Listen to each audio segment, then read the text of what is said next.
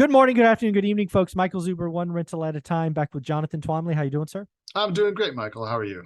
I'm doing well. So this probably want to be one of our shorter videos together. Something I'm doing with all of my experts who have experience in real estate is I want to run my thought process about the housing market as part of our economy and see how it hits you. You ready? Okay.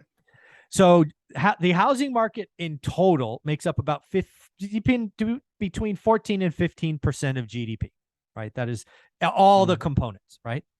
I now believe, and I've started saying for 2 or 3 short days, so this is really a new belief, that the housing market is going to enter a depression.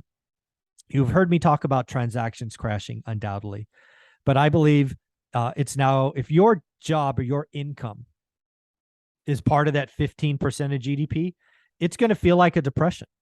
50% less transactions, 80% refis down. If you're a mortgage broker, a real estate agent, a painter, an inspector, appraiser, title agent, escrow, just banker, just all of this stuff, the housing market's going to feel like a depression where we could easily lose 4% of GDP.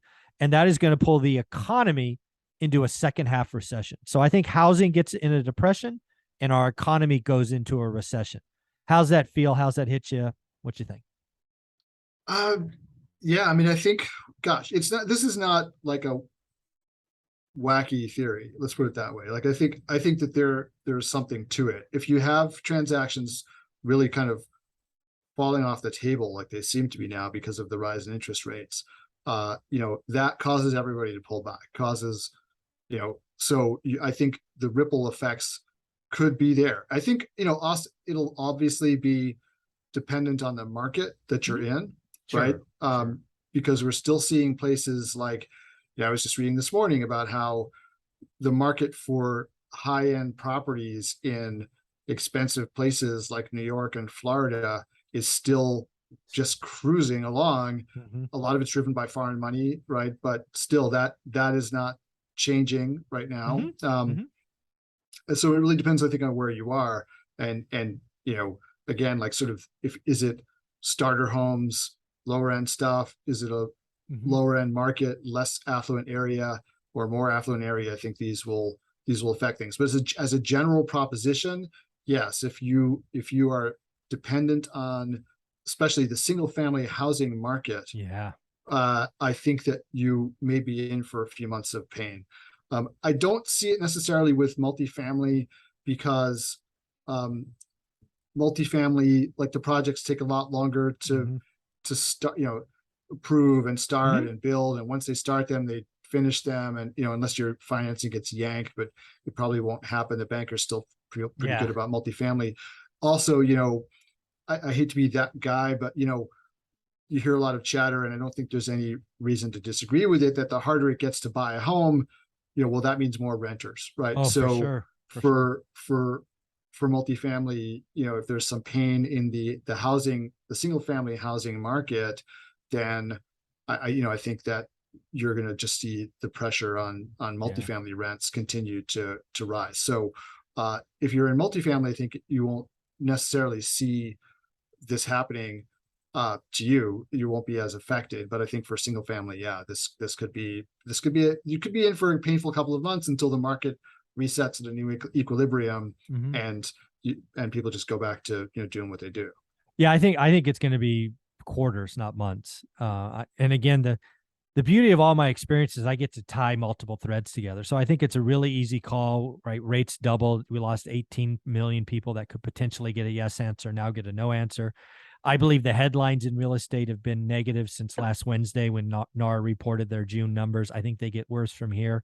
But really where all this leads to is the media is going to pounce on negativity, which they always do. It's going to be very housing oriented. And that is going to cause the second step function of demand to fall back, right? Demand is a two-step function, right? You want to, and you have the ability, right? I want a Lamborghini, but I can't afford it. Not demand, right? Now, maybe you can afford the house, but you get scary headlines and you or your wife's afraid for your job. We're going to see more and more people pull back. I think this is months and quarters. It would not shock me if the housing market depression, again, transactions, is 3 to 6 quarters in duration, and it is just starting. What do you think? Interesting. Yeah, I mean, I don't disagree. I think that could easily happen.